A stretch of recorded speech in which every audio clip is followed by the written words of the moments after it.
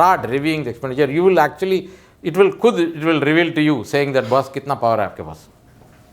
You will be able to go through that line by line, all the expenditure. So there is a concept called zero-based budgeting. Yeah, zero-based budgeting means that, generally what is the practice of budgeting? ठीक है, last year कितना खर्च किया, plus 10%.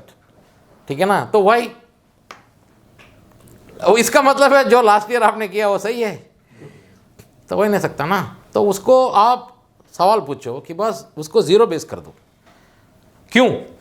Why should I spend this money? Why should I not spend this money? Look, when I started a consulting business, right? In fact, I will tell you, if I haven't run my own business in a proper way, we run a consulting business with a significant proportion of variable cost. There is nobody in the consulting business who have got variable cost. We run our business with a significant proportion of variable cost. Our overheads are in single digits. And that's why we are very efficient. We serve, we are, you call us a unicorn, and we are not a unicorn, but we may be a cockroach, right? We will survive nuclear holocaust because we have attacked these two elements, fixed costs and overheads. Overheads are called I don't know why Englishmen gave this name. You think it is overhead because you have no control. It is above my head. Kuch nahi hai, overhead, it's not an overhead at all. You can actually look at every expenditure and you can decide. So, in my view, every expenditure is actually discretionary expenditure. It is not fixed expenditure. जो हम हाँ बोलते हैं इसलिए वो expenditure है. So, when you are actually taking these expense budgetings, most of the time you always want to take only the majority of the big expenses. Are you saying that you go through minute everything, all of the expenses, or you just take the big expenses which you actually incur in your business? There's always that 80-20 ratio which applies, especially maybe the nature of the business where about 80% comes from those 20% of those stuff which is actually impacts your businest. So what are you saying? I would say I will go through everything else. The moment you... budgeting, it is about every expenditure. It's a little time consuming exercise, but it is about cost. And it's not the boardroom that decides. Generally budgets come from the ground. That's the best practice of getting budgets. So we'll talk about this theory part also, stats and all. So it is, what he says is, it is not coming from the top. It has to come from the bottom. Most of the time, expenditure savings, those of you who are running factories, you will realize how to save expenditure. The best suggestion can come from somebody, foreman who is in the factory down there, who knows that. He will know it, how to actually save the expenditure. It doesn't come from the boardroom. So it may be better that you delegate this one, you may get better outcome. But the moment you start, and also if you decide to cut some expenditure, the moment you are going to give some sanctuary, this expenditure is holy cow, I am not going to review this, then slowly you will find that the holy cow will become big. Pura factory, matlab aapka, all the expenditure will go into that thing. Abhi aapka jo review karna hai, ek hi rahega, wo printing and stationery. Every company reviews printing and stationery, and then this is what we have done in corporate. So we all have decided that we will review every expenditure, and then the moment you see the rigor around these expenditures, then people will it's more actually sending a message, sir. It is actually, rather than an outcome, it's about sending a message also. And I am being rigorous, and I am not having any holy cow. I am going to review everything else. So then वो message से बाकी सब जो भी उसमें भी आपका impact दिखेगा. That's about reviewing the expenditure. That needs to be done. And then you will have an idea. Then, if you, that will tell you well ahead of time, is it time for you to go and have a chat with your customers about price increase? It is. Can you talk about the top 5 areas when you do this zero-based budgeting, based on the experience, which are, if we look at cost, say 7% is sales and expense ratio, it's done. How would you look at it? Would you look at it that this is too much? How to bring it down? I mean, what is the kind of practice, best practice? So zero-based budgeting does not have anything to compare with. It says that let's say you're starting a new business today. Is this cost required? So basically, if you're thinking of zero-based budgeting, means you question the very much existence of every cost. So it does not have trends or it does not have historical things. So let's say you open a department, let's say sales department.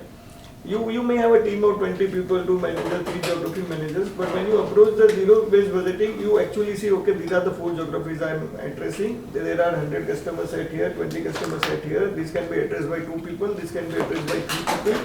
I need one manager and I need 7. You think completely fresh.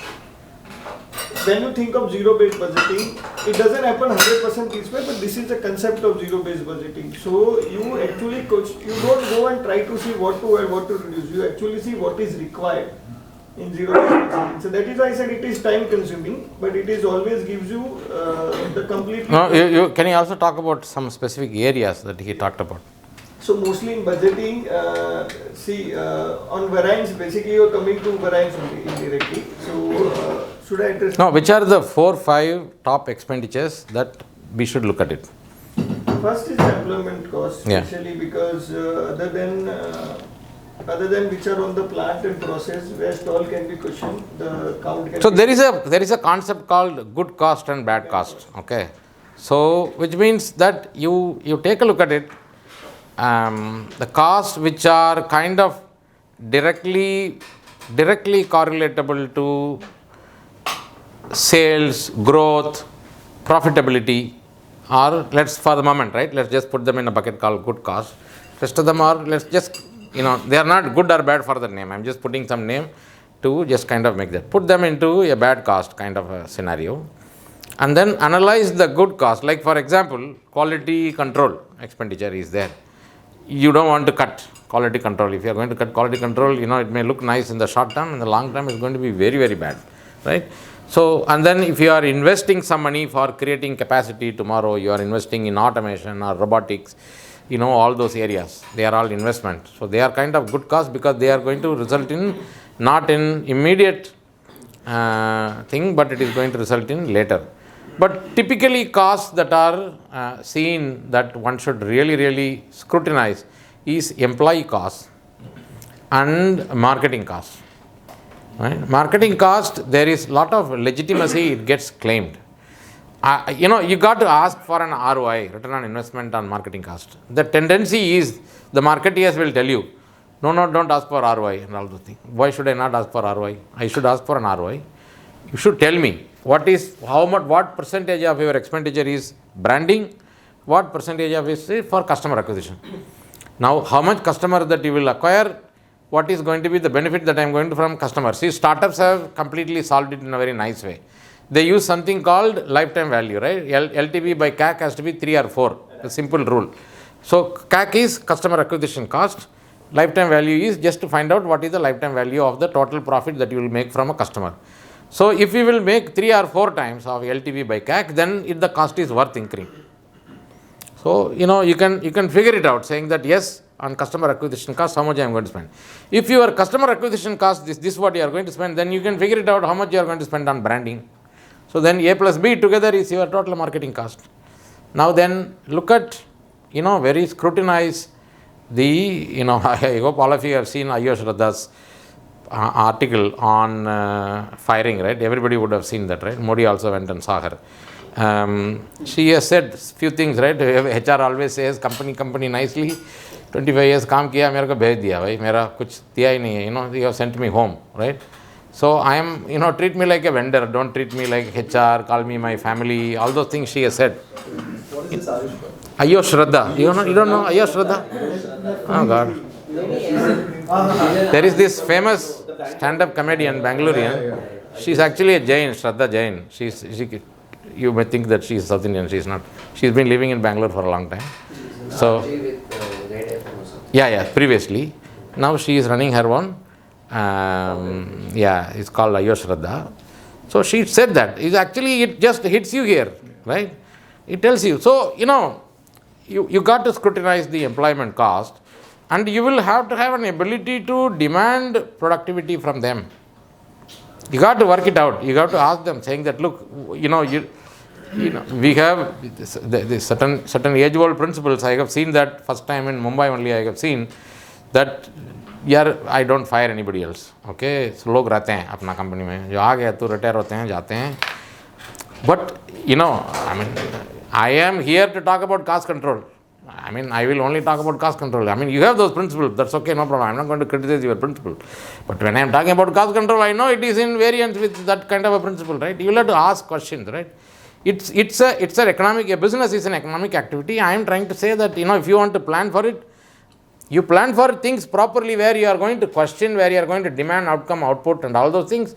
And then after arriving at a profit, you just say, बस इतना पैसा मैं खर्च करने वाला हूँ, ये लोगों को मैं नौकरी में रखने वाला हूँ, कुछ सवाल नहीं पूछने वाला. तो वो take it as a dividend, no? Don't take it as a cost and fool yourself. If you can't ask question about a cost, then you please treat it as below the line, as an appropriation.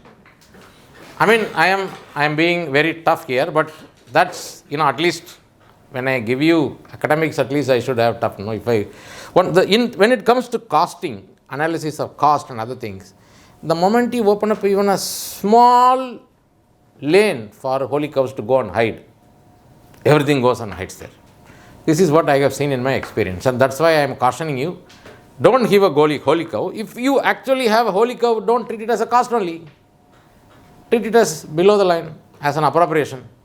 Profit बना के मेरा इतना है, बस ये charity समझो, जो भी समझो, dividend समझो, मेरा ही जो भी समझो, नीचे रख लो. Yeah. So I think, analyzing inflation, going through the cost, planning for that, scrutinizing, asking question is a very, very important first aspect of business planning. I don't know how long I have taken on this one topic. I got 2 more topics to cover. Quickly. Sorry, sir. Go ahead. No, go ahead. Please ask the question.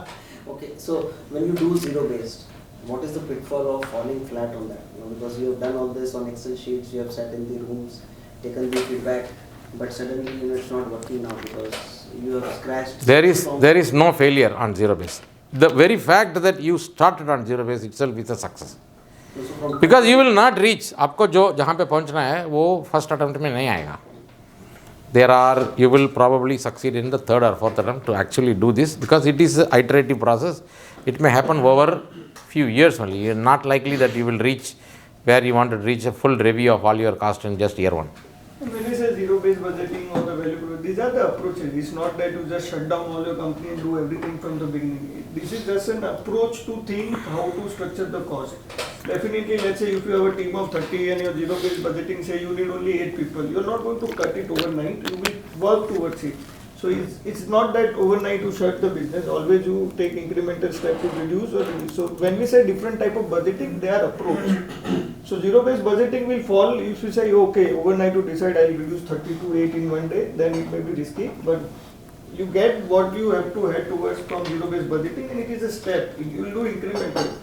Let's say you realize you get a completely new process to do something in, let's say, new machine in the factory, which is a new technology replacement. That too you do slowly, right? You don't do overnight. Even though it is a connect. So similarly, budgeting, when we say zero-based, value proposition, incremental, they are just an approach. The budget doesn't run the. So when you define this approach in the same example 20 to 8, what are the other parameters that you attach to ensure that you're walking on that path? So is it a KPI driven? Is it some numbers? See, only one leg you cannot say, I feel that 20 se 8 ho sakta hai, right? No. To see, yes, now I am reducing 1%. So what is the parameter that I am attaching along with the cost to see that my organization is still growing, as you said, if it is the inflation is 10, so 25% will grow, right? No, so there are certain okay. So if you are able to reach certain metrics, like the most important metric for every entrepreneur is return on investment or return on equity. As long as you are meeting that return on equity, which is your threshold percentage, I presume we are all looking at more than 20% return on equity, each one of us, right? Minimum, at least. So if we are reaching that threshold, that means that, mota moti sab cheez baith jata hai, to isliye I am getting it, right? I think as the outcome, you got to keep this. And then within that, you can have 2 or 3 smaller KPIs and numbers that you can look at it. Your working capital numbers and your gross profit margin, net profit margin. So those are all they are not going to go away. I think that's why what Hitesh is trying to say is these are all a particular method, but the efficiency to analyze, you will still go back to the old traditional numbers like what's your gross profit margin, what is your EBITDA margin, what's your return on equity, what's your working capital turnover ratio, what's your day sales outstanding. All those things will once again tell you, yes, you are in the right path. You will have to go back to those numbers only. So now I want to just go to the next topic of, this is slightly tricky, is about using averages. in business planning as an assumption.